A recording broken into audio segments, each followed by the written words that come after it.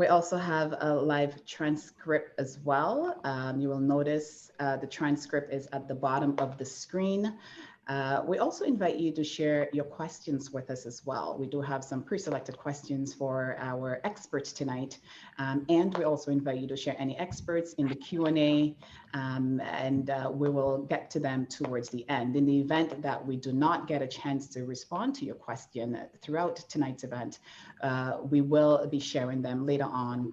So if you did sign, well, you did sign up because you were here, you will be getting an email with a response to those questions. So my name is Karlyn Percil. I am the CEO of KDPM Consulting Group, Inc. Again, thank you all for joining us and for being here tonight. Tonight's event, Psychological Safety in the Workplace Roundtable, Making Black Lives Matter in the Workplace. We are really, really excited to introduce to you our three experts who will be on tonight's panel talking about how do we make that happen? What are some of the trends that we are seeing from a research, from a lived experience perspective, but also from an industry perspective as well. And before we continue, I would like to take a moment to acknowledge that the land I am sitting on is the traditional territory of many nations, including the Mississaugas of the Credit, the Anishinaabeg, the Chippewa, the Haudenosaunee, and the Wendat peoples, and is now home to many diverse First Nations, Inuit, and Métis peoples. I also acknowledge that Toronto is covered by Treaty 13 with the Mississaugas of the Credit. We also acknowledge all treaty peoples, including those who came here as settlers, as migrants, either in this generation or in generations past, and those of us who came here involuntary, particularly forcibly displaced Africans brought here as a result of the transatlantic slave trade and slavery. Today, I invite you as well to pay tributes to those ancestors of African origin and descent. And this land acknowledgement is courtesy of the Confronting Anti-Black Racism Unit from the City of Toronto. Before we dive in a little bit deeper and I introduce you and you meet tonight's experts, I wanted to just create some shared language and just spend at least the next 3 to 4 minutes talking a little bit about our why and why we're here. What is psychological safety? And psychological safety is a condition in which human beings feel included, safe to learn, safe to contribute, and safe to challenge the status quo.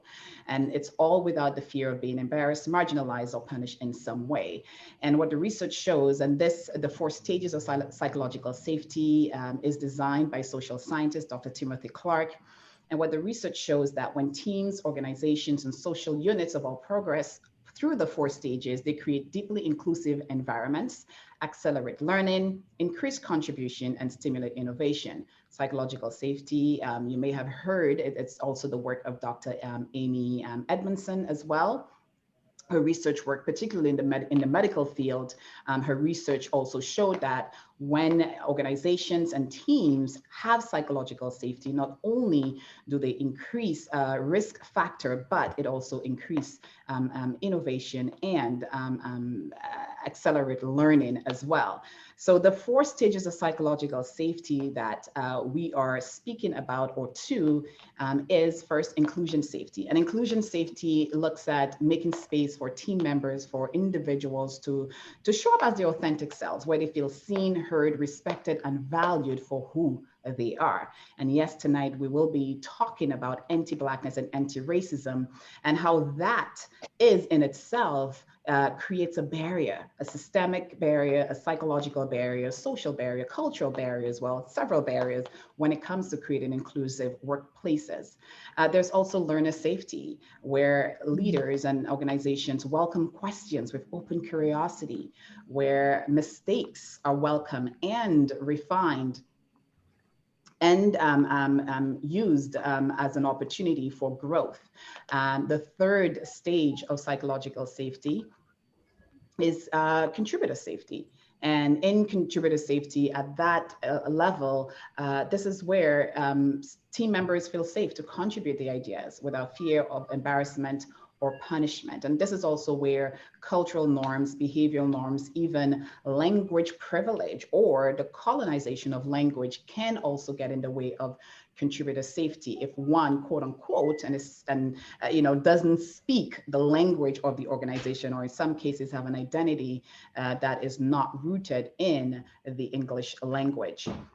Challenge your safety, allow members the space to challenge the status quo without fear of being embarrassed, marginalized, or punished in some way. So I just wanted to share, some, shared language and to lay the foundation in terms of what we're talking about when we talk about psychological safety and the science or the modality that we're using to bring this discussion to you. Why are we here? Again, for the 6th year in a row, the underrepresentation of women and women of color in senior management. We know that when it comes to women of color are, the least represented, but also we have 0 Black female CEOs leading a Fortune 500 company. And there is also the pay gap. When we look at for Black women, we're closer to 63 cents on the white male dollar. So we will be taking a look at, some of the research, some of the stats as well, unemployment rates for Canadian women by race.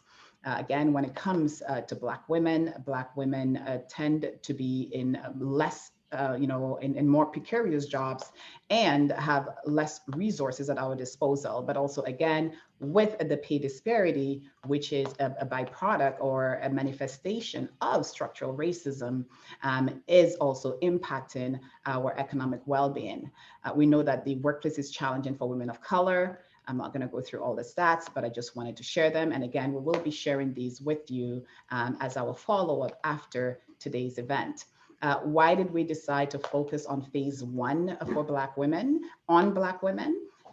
Black women already face more barriers to advancement than most other groups and women as well. So we know that there is a disproportionate impact, not only of COVID-19, but also because of systemic racism, there's an emotional toll, there's a psychological toll, and especially as companies embark on creating inclusive workspaces, we wanted to ensure that we bring the conversation back to what do organizations need to do to ensure that they can attract the right talent, but even when they do, how do we ensure that the workplace is safe and it is not only psychologically safe, but the psychological and economic success of Black women and Black employees are prioritized.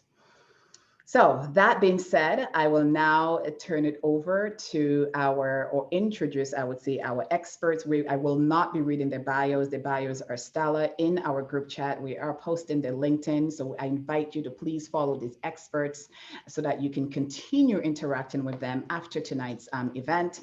Tanya Sinclair. Tanya is an HR leader and mentor with over 20 years experience in the field. And she's also the founder of the Black HR Professionals of Canada, Inc.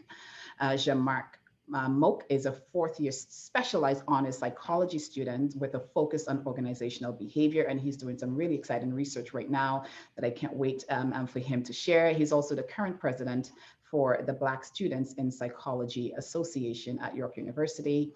And Carole Sandy. Carole is a career coach and a couple and family therapist dedicated to changing generations, one individual and family at a time. She works a lot of organizations and also hosts a monthly roundtable on mental health. With that being said, I will now pass it over to our experts and I'll begin with you, Tanya, since you're first on my screen, to give a little bit of introduction. What's current on your heart? What are you passionate about?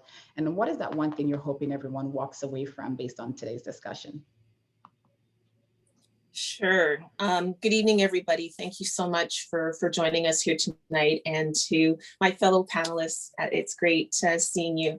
I think what's on my mind today is, even when I'm just looking at the gallery of images and photos, is, I would love to think that from these conversations, we'll be able to take up space wherever those spaces are and be ourselves, the same way that we're probably able to be ourselves this evening. And I don't think we're always able to be ourselves in some of the spaces we occupy, and that often is in the workplace, where we are having to code switch, we're having to do things to make others comfortable. So I think that's what I'm hoping for from this, is that the people that are here tonight we'll find something that they'll be able to take away, and we'll find something within themselves that they're going to be more comfortable being themselves in their space. Thank you, Tanya. Carole. Thank you for everyone taking the time to be with us. This is an exciting time because we feel it in the air. We saw it last year, we see it now. This is a conversation that we need to continue to have. And so I'm excited to be here because we are continuing this conversation with the intention for change.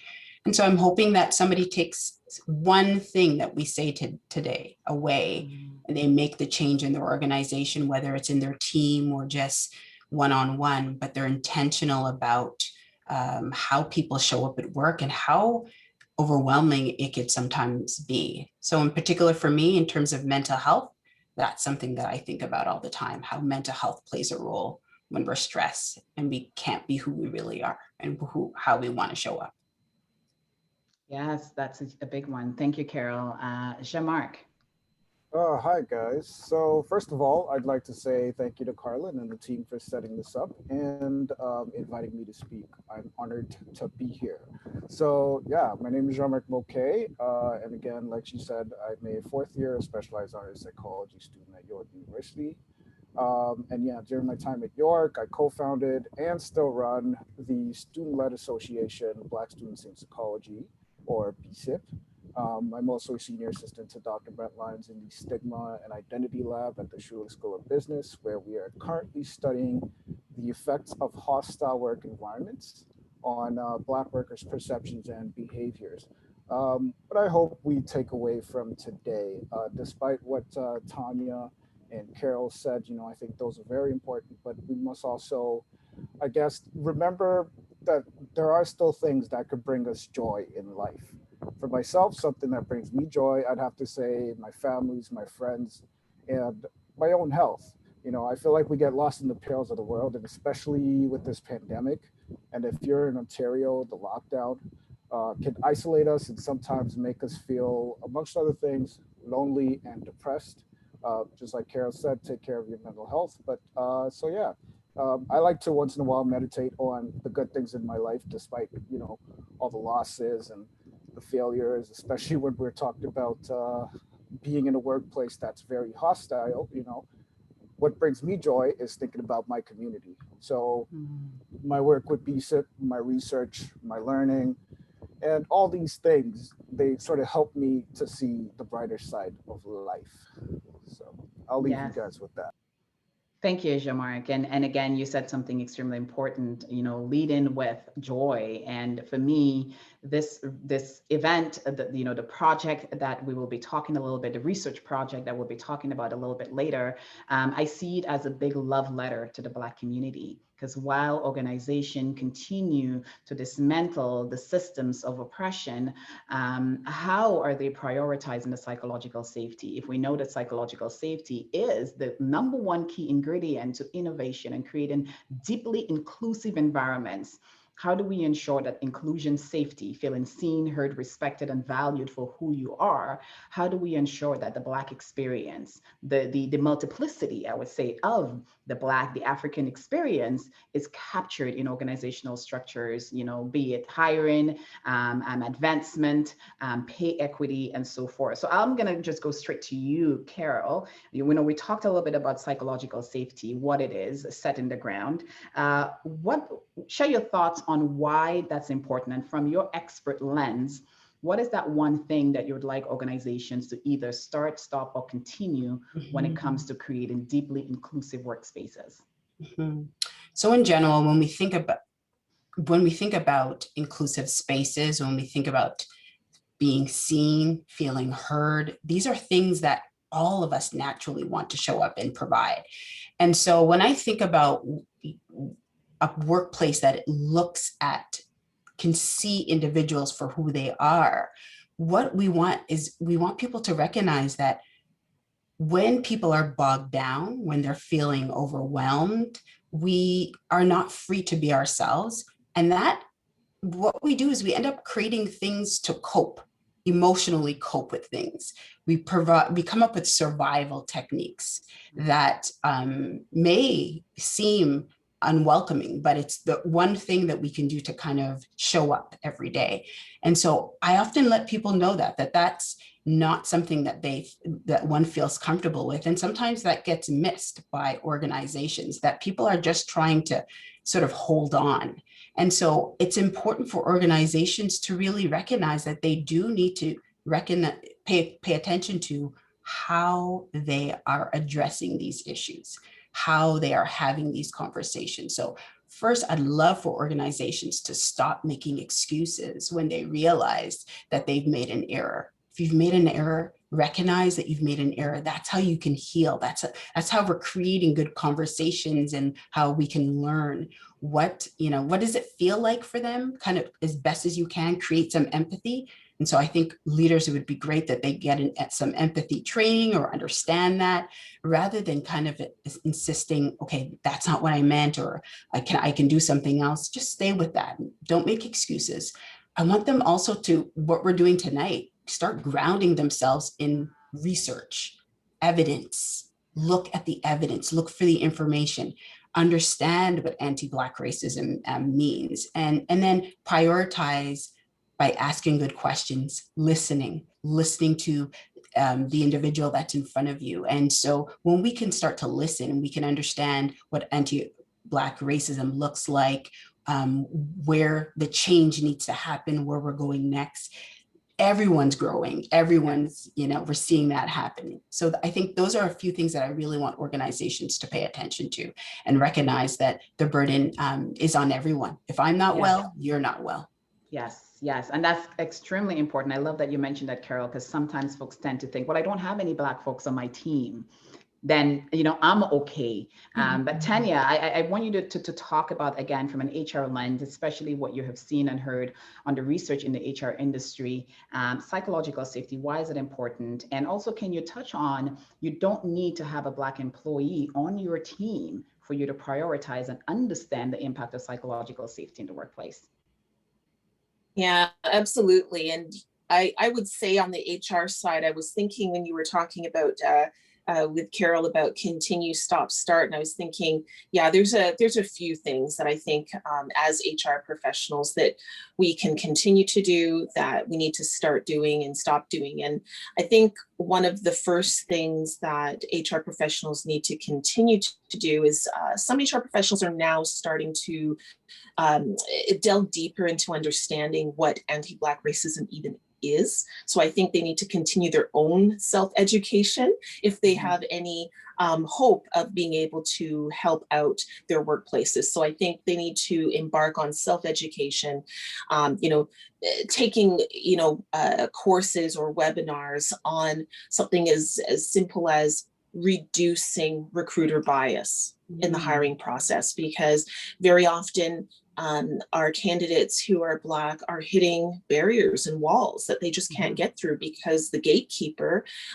has so much bias that you can't get any further. So I think investing in their own education and re-education so that they are better able to bring about change. That would be one thing that I think I'm seeing some HR professionals starting to do that. We need to see more of them doing that.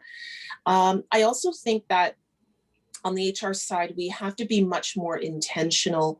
Again, if we're looking to increase diversity and representation, I think we have to be more intentional about who do we bring to the table on both sides of the fence during the hiring process. So I know for me, when I was recently job hunting, and when I would go into an interview panel and I would look and I saw nobody that looked like me, I didn't feel as comfortable. But if I saw a face that I thought, okay, at least this one person out of the 4 people or 3 people probably is going to understand and maybe connect with me. And sometimes even just that look that we give each other when you're so happy to see somebody that looks like you. So I think it's important as part of the interview panel to have somebody. So I think I'm starting to see some HR leaders taking on that practice and starting to do that. We also need to have more racialized workers, racialized applicants in the slate of candidates that are presented to hiring manager, rather than perhaps allowing hiring managers to hire just their friends and things like that. Mm-hmm. I think Carole was talking about research, so I think I will tap into, I think HR professionals need to be tracking. We need to have voluntary self-identification so that we know what is the representation of our workplace, how long are people taking to get promoted, how long do people stay in the organization if they leave, why are they leaving? So I think we need to be more intentional with our data to dig deeper. So those would be a couple things to start out with. Thank you, Tanya. And you as you were speaking, you said something, I don't think a lot of organizations think about it, but precursor to belonging, it begins before you start recruiting the individual, right? Inclusion does not begin when or your inclusion safety checks or ensuring that you have the right ingredients for inclusion safety. It does not begin when the employee is in the organization. It begins way before. So if your HR staff or your people managers, if they are aware of what are some of the barriers to inclusion safety for different groups, racialized groups, with that knowledge, I think you wouldn't even see a panel with all white folks or all male or all white males, because again, that inclusive leadership practice or as a behavior will be a part of the process even before the individual gets to the table. Jean-Marc, I want you to speak to what are you seeing in your research on that topic? And again, what is that one thing organizations should be mindful of as part of this process? If you are any different from the general population, you might know what it's like to actually be made to feel different.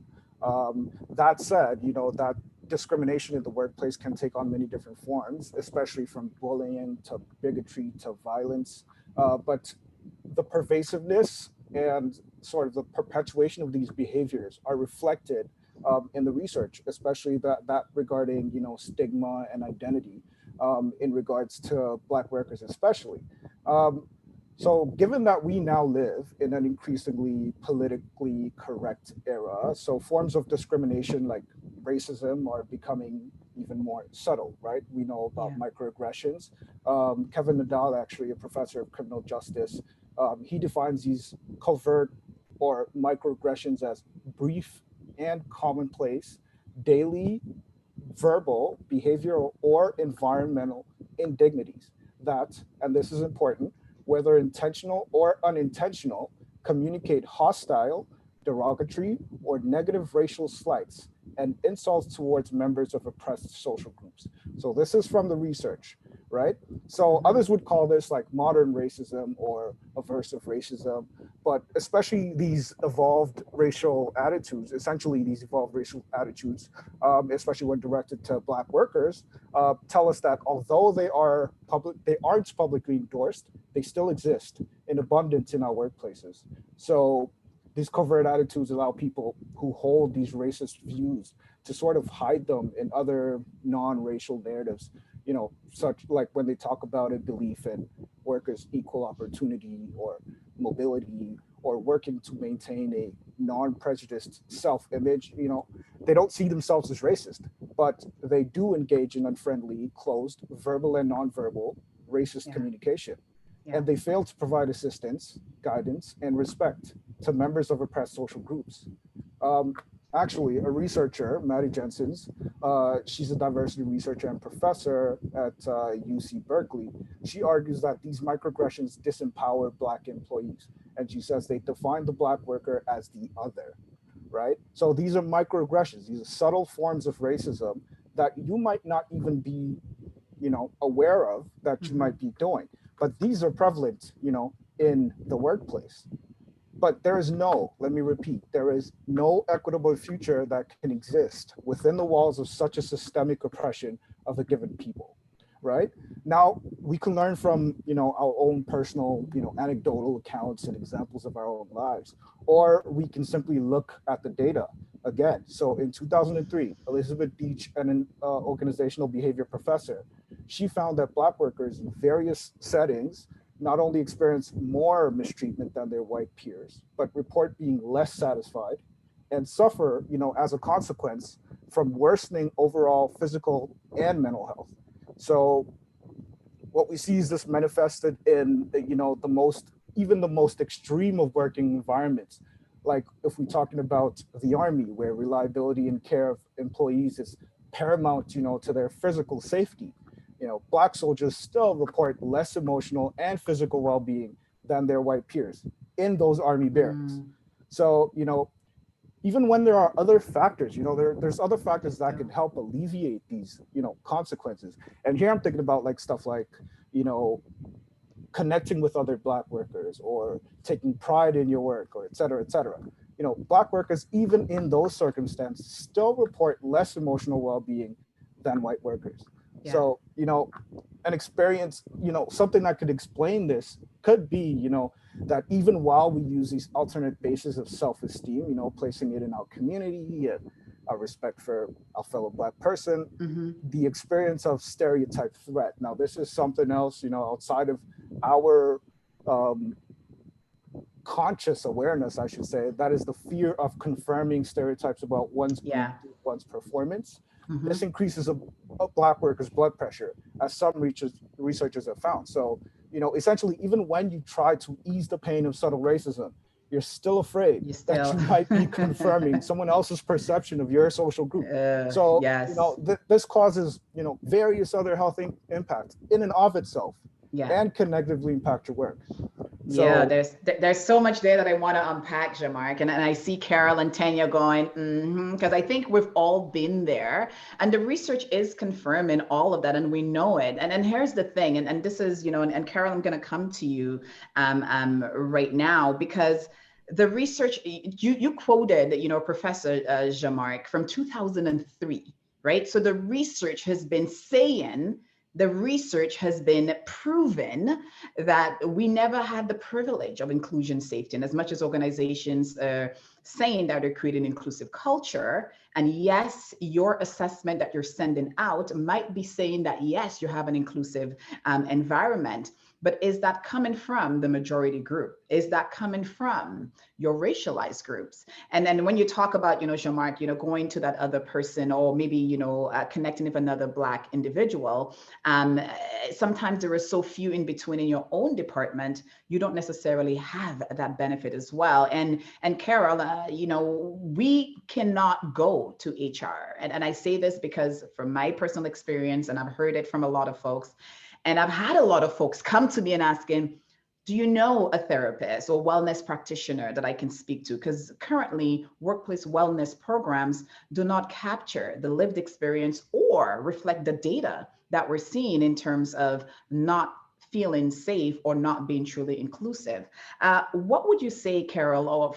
I have actually a two-part question for you. The first is, what are some of the, if you can tell us briefly, some of the frequently, racial discriminations or some of the frequent concerns that you get from employees from various industries? And based on what you have seen and heard, what do you recommend for workplace wellness programs or, HR programs in general? And Tanya, I'd like to hear your thoughts on this question as well. Carole? Absolutely. This is what I hear often. So first, before I even start, I want to say, Jean-Marc said some amazing things. In particular, when I hear what he's saying, the first thing that kind of caught my attention is what we've been talking about for a long while. When we look at racial battle fatigue, we are tired, the constant battle, thinking, did I think what just happened? Was that intentional, unintentional? And so we're walking around with this all the time. And so it's very important to keep in mind that there's consequences to that. We feel that, and there's consequences to that. But to sort of just highlight what I hear often people say, first, people being let go and not knowing why. They haven't been walked through the fair process of being let go. And this brings up a lot in me. I have to be honest. Did they tell you why? Well, they said I was speaking out of place, or I was too pushy, and this happens many times with Black females. Oh, I don't know. I gave my opinion. And so they know their work inside out. They're responsible. They're showing up, yet something about them, their personality and their character, is irking people the wrong way. And that is really a challenging place to be. So when they come into sessions with me, we really have to take those pieces apart and really sit with that and really look at recognizing who they are and remembering that they have to build up their self-care. And self-care beyond masks and candles. Self-care is really about being able to speak to oneself and strengthen oneself. And that's the work that we're doing, kind of remembering who you are and what it means to show up and do good work and not second guess yourself. So that's often what I hear from many, employees that are feeling like I can't speak up, or I've been let go and I don't know why, Carole, and I'm just broken by this. So that's one thing that I often hear. And, I guess when I think of organizations and what they can begin to do, I believe that was your last question. Yes. What can they do better? Yeah. I think what they can do better is recognize that people come from diverse backgrounds, diverse stories. Leave space for that. Leave space to get to know the individual in some capacity. And that, I think recognizing that as minorities or visible minorities or as Black folks, we are trying to show up and do good work. And I think oftentimes when leaders have these conversations, they don't think from that perspective. And so I don't mean to judge in many ways, but it's just that they need to think that individuals are showing up and doing the best that they can most of the time. And so I think it's important for people to think from that perspective and see who you're sitting across from as a friend, or picture a sister. Sometimes we have to think of what we're saying and how we're having these conversations and seeing some similarities or looking for connections. We've got to do that work and be intentional about having connections with our employees, building relationships so that they understand, so you both understand each other. So there's some work there that leaders have to start to do and really understand who they're working with and get to know them. Yes, and I hear you, and what's coming up for me again is that twice as hard, weight that we carry, because even when we do work twice as hard, it is not rewarded. Right. There's still a disconnect, and you're also fighting not just against building your self-esteem and your self-care, but the following day you still have to go back to that same space and start all over again. And actually, there's a question that came in, Carole, that I'd like for you to weigh on, Tanya, before I come over to you.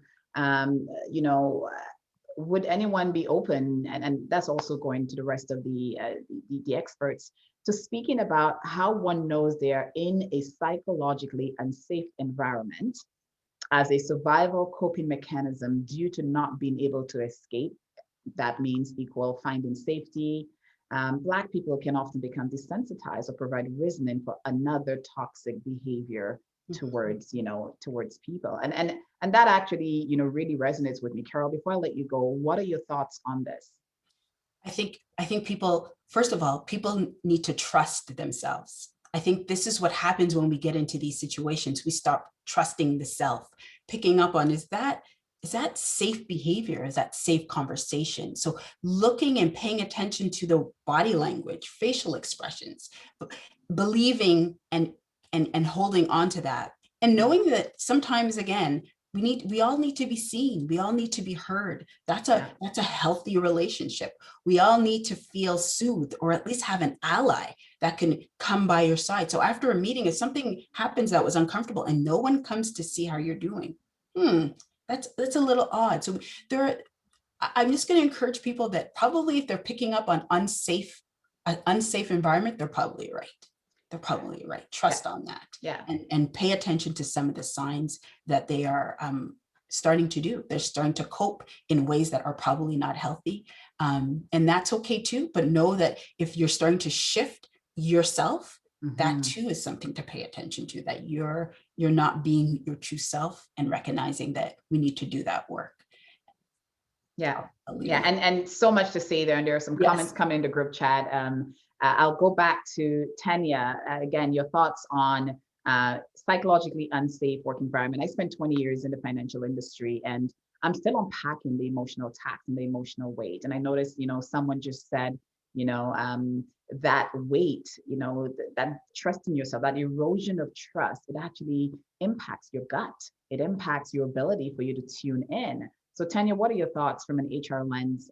What would you say in terms of what needs to be done? Yeah, it's funny. When I think about my own journey, and, the tricky thing sometimes with being an HR professional and being a Black woman is you're sandwiched in, right? So it's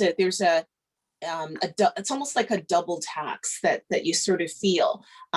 You'll see your employees, and you have the desire to help, and sometimes that there are things that some of the hiring managers are doing that are not helping the situation. They're making the situation worse. And sometimes you will go to bat for the employee. And when I examine some of the strategies that I used to use perhaps in the past years ago compared to what I may do differently now, I think in earlier in my career, I probably would say I would have been guilty of, in an effort to protect the employee that I don't want to lose their job, I might have pulled them around the corner and said, "Oh, you got to lower your voice because I don't want you to get into any problem." And I didn't realize that I was probably participating in tone policing, right? Yeah. For good reason, because I didn't want to see my sister, my Black sister, lose her job, because I knew that person, that she's, venting her frustrations, which are valid. But, it's funny, you reflect on it as an HR professional. And I do think that we have been on occasion guilty of taking measures that have not been effective. And so now I find that's really one of the reasons why I really started to think about what I need to do as an HR professional in my space, so that I can be a better HR professional and do better work for the employees that I serve. And I guess I just look at things differently now. And some of the workplaces where maybe I couldn't do that work, maybe I just knew that it was not time for me to continue there, and time to go somewhere else where I can do better work somewhere else. And sometimes those are choices that you make. I wanted to go back to something that Carole was talking about. Carole, you brought up that whole concept of Black fatigue. And, in the workplace, one of the things that as HR professionals that we'll often do is we will refer employees to the employee assistance program, for example, for different struggles. But one of the things that I was hearing and finding from Black employees is the people on the other end of the line don't understand their experience, because very often the counselors are not people who are racialized. They're not people who are Black. And so one of the things that I started looking into last year is I actually challenged my employee assistance provider in my workplace and said, for the employees that we have a certain population, and I need to know that you have counselors who are able to guide and support our employees who tend to be, we have a high number of racialized workers. And it was funny because the account rep at first, sort of said, well, I don't really know, but we'll see what we can do. And I said, well, probably you'll have to, otherwise we're going to change contracts. So, and that would not perhaps have been something I would have had on my radar before. So I think as HR professionals, we have to do more work. We have to dig deeper. We have to be intentional so that we can better support our Black employees. And that requires making changes within ourselves, making changes to the systems that are, just all of the systemic racism, and also not participating in it. And so those are just some comments that I had, because very often I see employees seeming as though they feel, especially Black employees, almost like okay, I have a choice here. Do I choose to forgo my livelihood by speaking up on this issue? Or do I choose to say nothing and sacrifice my mental health? How do you make that choice? Why are we forcing employees to make that choice? So these are all we things make it every day. Right? And so these are the things that I find now. I really am trying to be a lot more intentional and thinking about, what space am I taking up? What changes do I need to make? And how can I influence my profession just by role modeling and doing better things and setting better things in motion? So these are just some of the lessons I'm learning. Thank you. Yeah, thank you. And again, we cannot ignore the impact of the systems of racialization, internalized racism. And actually, there was a great comment in the group chat by Patricia. Patricia Codna shared that, just, scrolling 1 second. Patricia shared that we are actually the global majority. However treated, we are not significant. Agreed, we need to rise up and validating that we are the majority in the world to change our mindset. And that also speaks to what Jean-Marc talked about in terms of the research. And yes, 20 years, probably in the first couple of years, I was able to do that. But when you're in it every single day, then it becomes, again, that it contributes towards that Black fatigue. And then we have to carry the weight of trying to change the system. And I think this is where the allyship comes in, and also raising the standard on inclusive leadership competencies.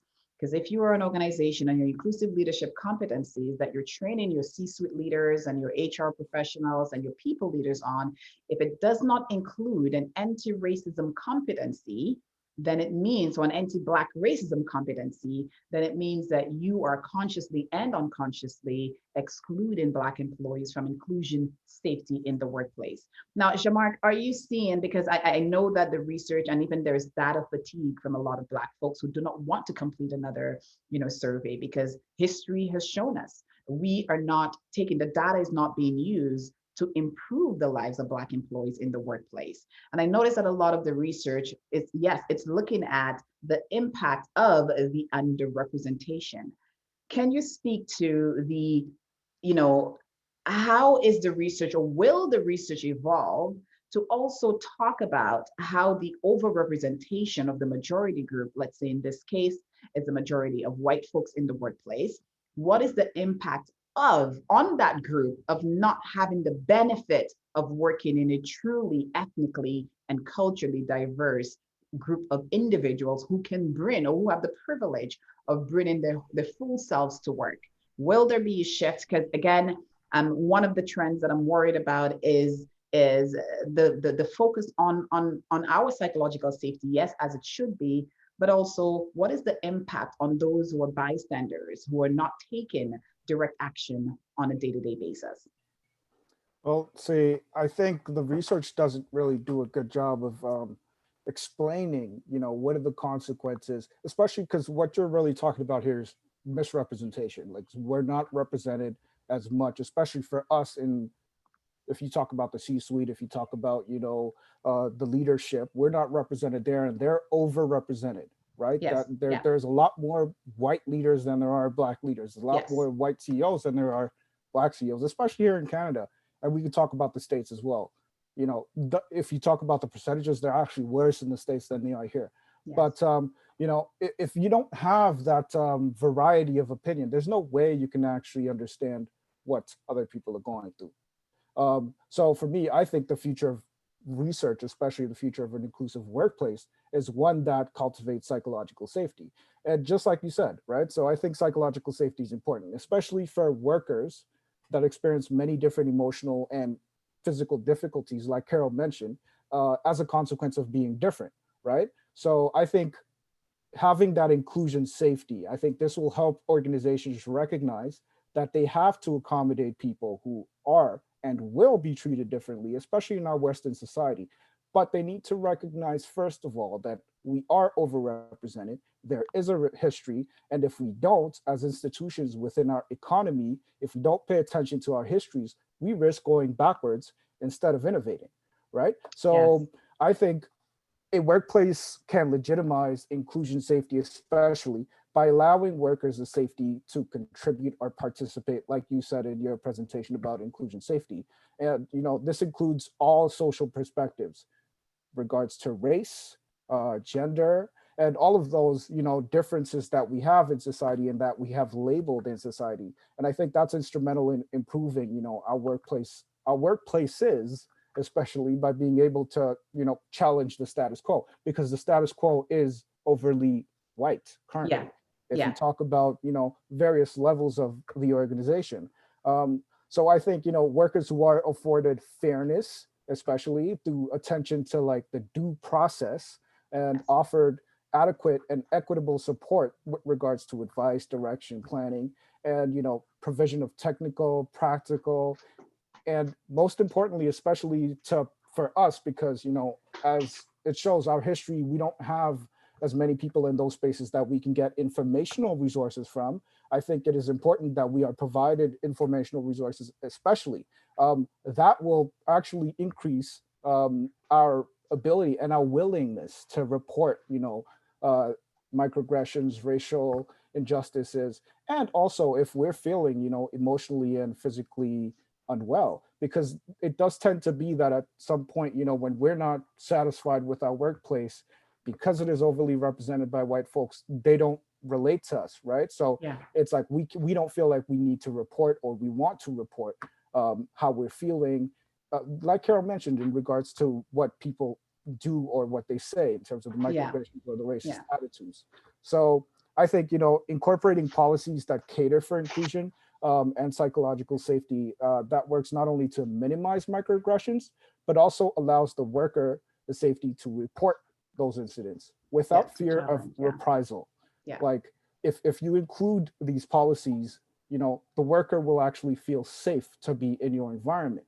And this will, increase their productivity, their performance. You make them feel better. That's your organization that's actually getting better because your workers are feeling better, right? And these employees are friends, they're families, they share a community with people, So I think it's time we start to understand like the nature of racism, especially systemic racism, that is both overt and covert, so that we can work together, to create a better and more progressive workplace, especially if we're looking at the future that includes everybody, especially in a place like Toronto where we're really diverse. Yes. Thank you, Jean-Marc. And again, when we talk about the system that contributed towards the overrepresentation of white folks in power and decision-making roles, it's important for us to look at it through those lens also, not just the underrepresentation. Now we have about 10 minutes left, and I wanted to get to, we have one question. Actually, we have two questions in the group chat. But before I get to the first question, I want to talk a little bit about misogyny. Carole, Tanya, any one of you, can take this one. Have you experienced misogyny, and can you talk a little bit about how you dealt with it, or what advice do you have for Black women in the workplace? And actually, Mel posed a question. I want you to also weave your answer in as well. She asked, curious to know if panelists believe that Black workers can truly show vulnerability in the workplace when we know that hostility in the workplace exists. Can one of you speak to that? Can they? Okay. Go ahead. You can go ahead, Tanya. Popular topic. Both of you, 2 minutes each. I mean, sure. Yeah. So I've definitely experienced misogyny, and I wish I could say that I have friends who haven't, but most of my friends who are Black and in the workplace have also experienced it.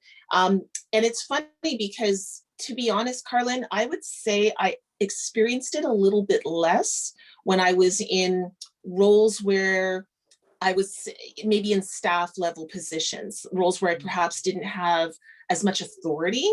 I actually found that the misogyny that I was experiencing increased when I was in spaces where people would look at me and think, oh, what are you doing here? Right. And I would be over critiqued my directions or my suggestions when sitting in the boardroom or when sitting at the executive table would just be subject to, oh, no, I don't think we can do that. And then someone else would say the exact same thing and they get applauded, right? Or even just, you know, just how you're spoken to even, or what topics would come up and how you would be mistreated and dealt with. So I would say I experienced it strangely more when I was in positions of influence and power. You would think that with a little bit of, as you progress, that it would become a bit easier, but I found it actually became worse. People really did not necessarily want to see or understood why we would be in these spaces that they never saw us in before. Mm-hmm. Yeah, because you're the outlier. And again, going back to Mel's question, can we truly show vulnerability in the workplace when we know that hostility exists? And Mel, you know, just to add to this, for me, what I learned was, and the basic definition also of psychological safety is creating an environment of rewarded vulnerability.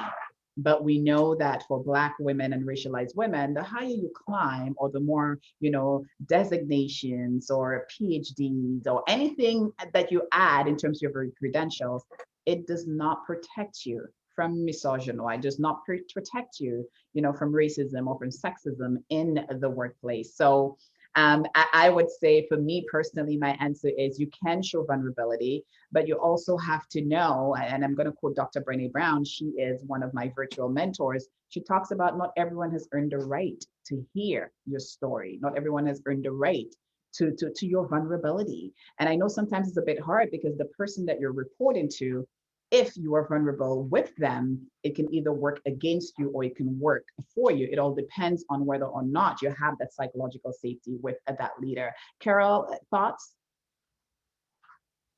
Absolutely. I think, you know, some things that people can start to do is pay attention to or identify in themselves if they want to share, information, and say, you know, give yourself some freedom around that. Because I think that's how we start to develop our own authentic voice.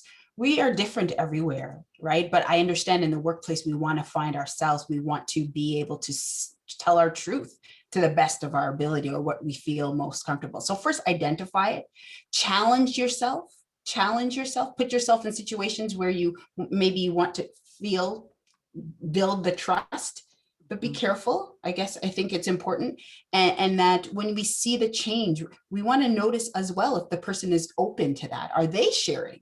Are they open with how they're showing up? And so it is a fine line. And I think everyone, depending on where you work, how you report to people, whatever the case may be, it differs.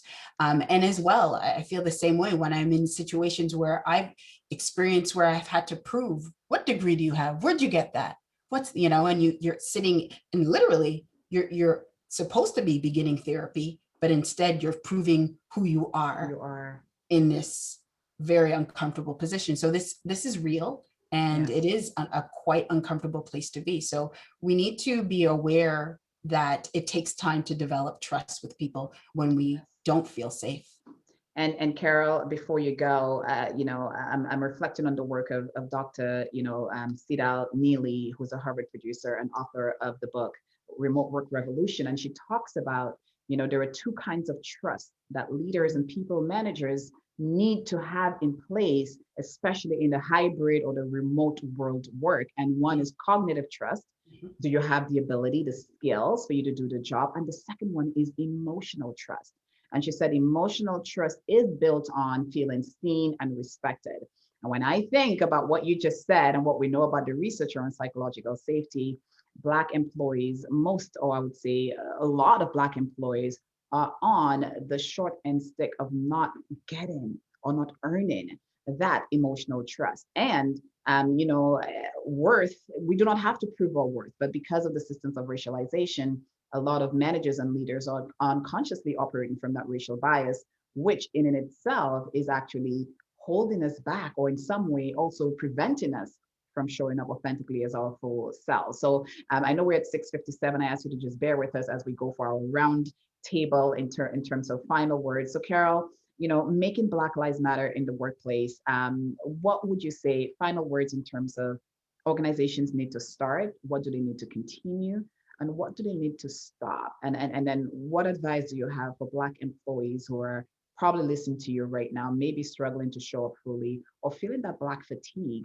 Because again, we're getting the double bind from COVID plus the racial pandemic going on right now. So I think it's important that people recognize that as leaders, we're trusting in you to do the work. And doing the work, maybe even as simple as looking in your community. How often do you interact with people that are different? How often are you having these conversations that are outside of your regular circle? And so I think it's important that leaders recognize that we talk about radical genuineness. And so it means being in a place where you can share and be and show up as leaders that are being intentional. We want that for leaders, but we also want that for employees as well too.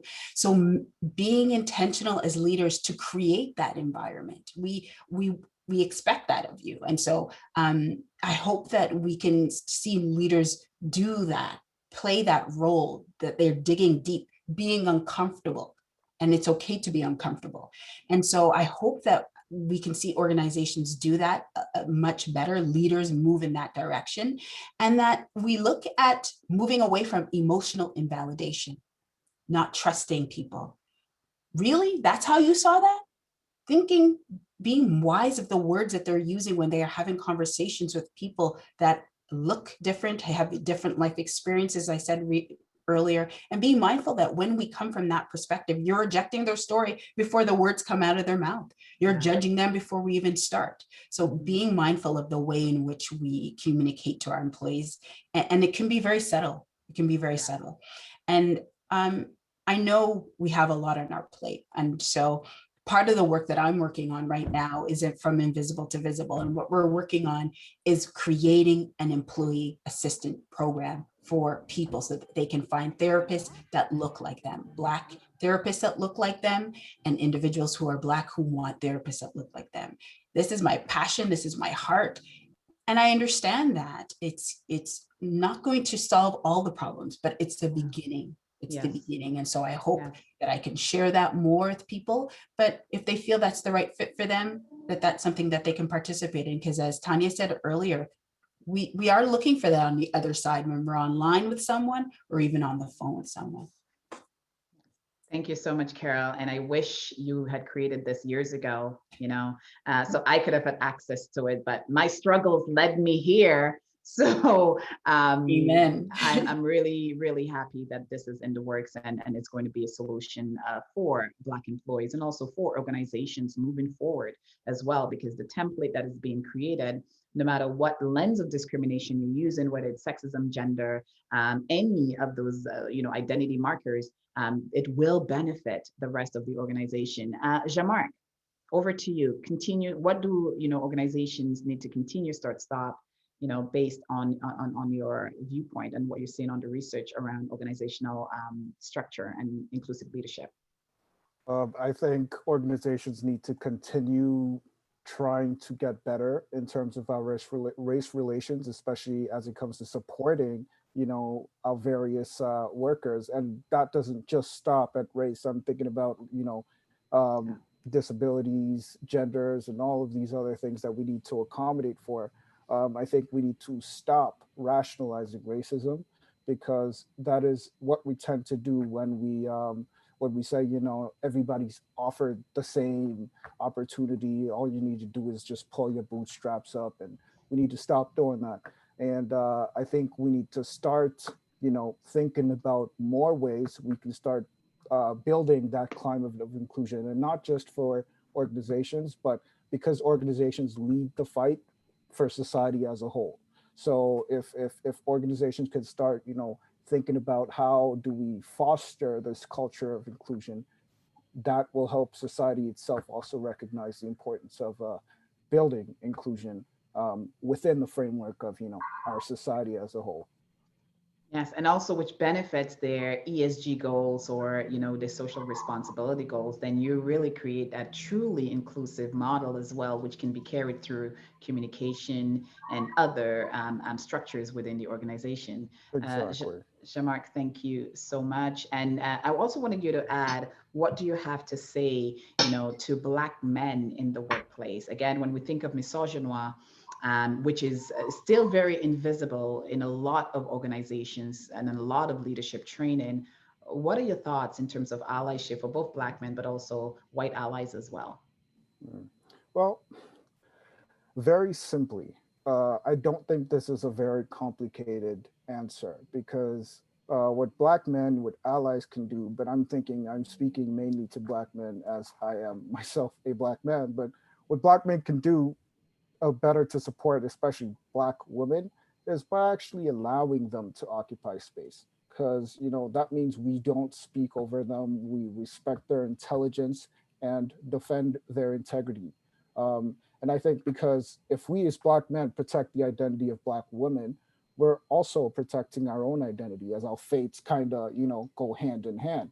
And I think Black women, they do face more discrimination than us, but if we participate in debasing them, not only do we tarnish their image, but we tarnish our own images as well. So, Yeah. our best option is to stand with Black women, protect Black women. And if I, as a Black man, feels that my fellow Black woman said something or did something that I don't agree with, berating her in front of everybody else is not the best option. Take it to the side, talk privately, and at least try to understand her perspective. And I think that applies everywhere, online, in person, wherever you are. Because if there's anything that's more important than protecting yourself, is protecting your fellow person, especially the Black woman, because that reflects back on you.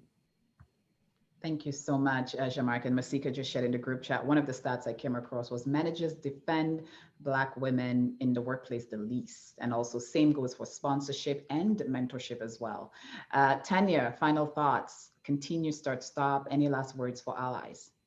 Yeah, I think for organizations, for continue, stop, start, I would say for organizations, continue to listen, but believe your racialized workers, your Black employees, believe them. They've already been telling you, so the answer's already there.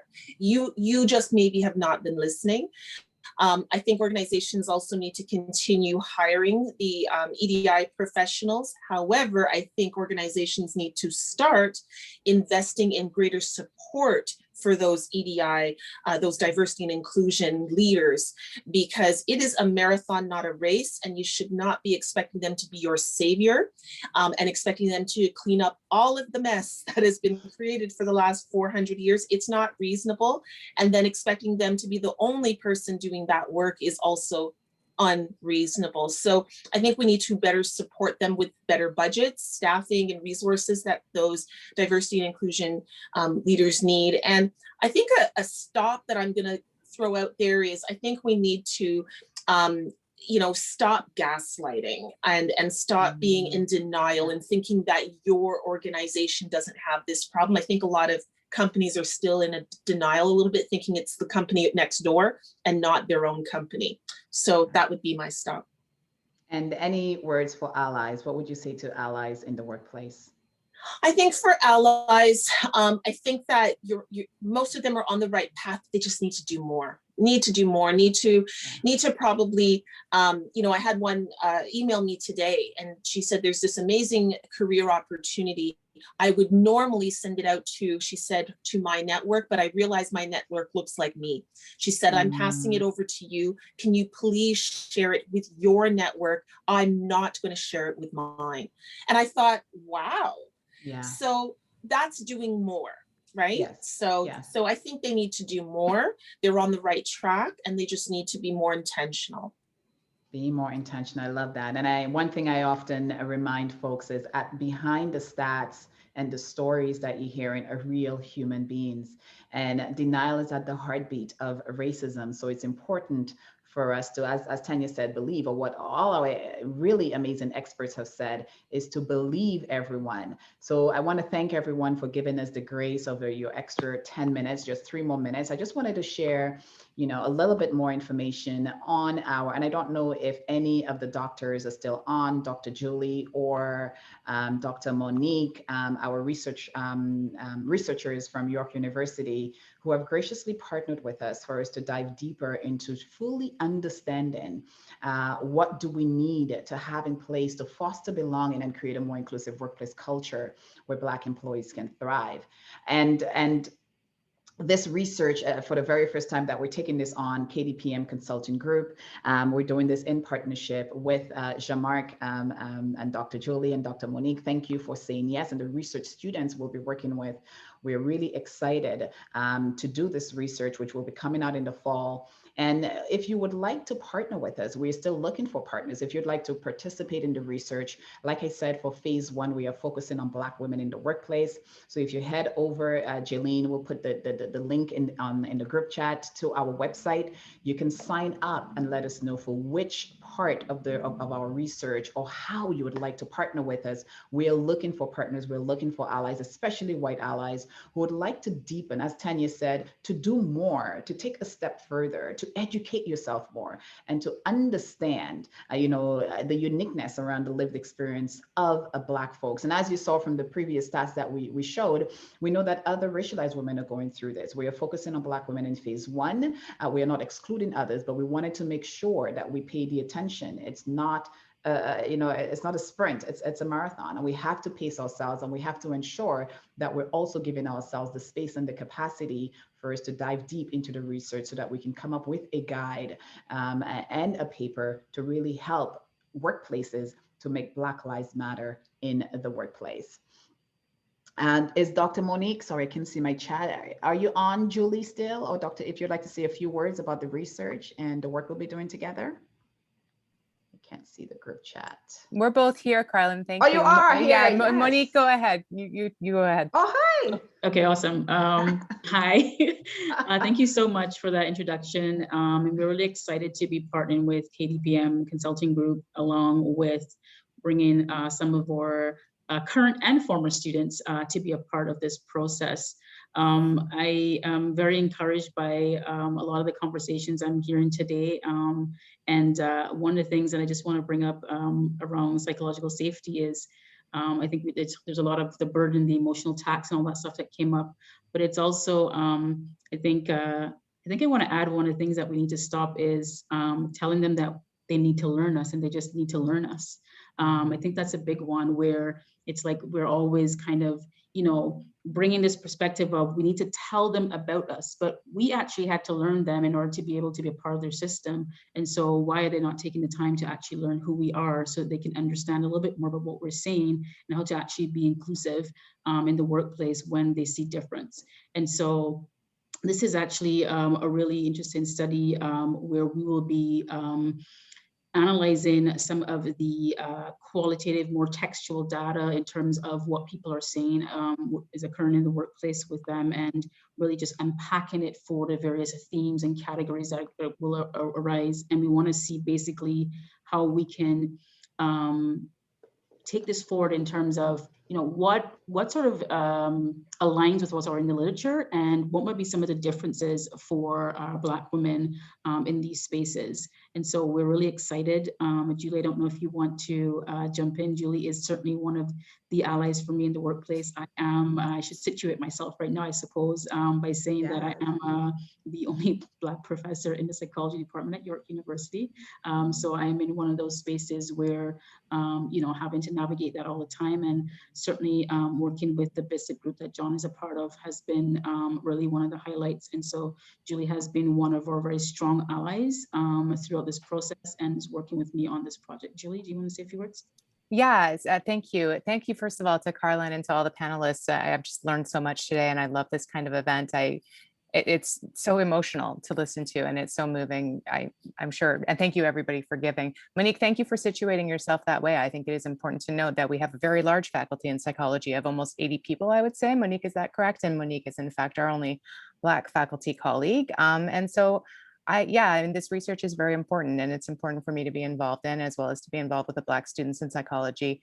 I do think, the question of allyship is a really important one. And I think I'm not going to defend white folks in this setting. I think white people are uncomfortable having this conversation. And so like as a white person, I'm also often uncomfortable having this conversation. Monique and Jean know we've had, discussions about this, as well as my students and former students as well.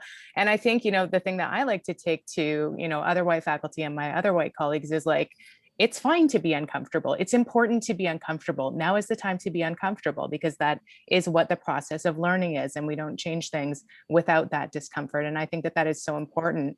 And, some of the stuff that you were saying, Jean, about the research around, experiences in the workplace, I think, that stuff is evidence-based. It's research-based. Like, we are doctors, we are scientists, and that is what we turn to. So calling attention to that, I think, especially by, via the research that we're working on here as well, I think is so important and so useful as well.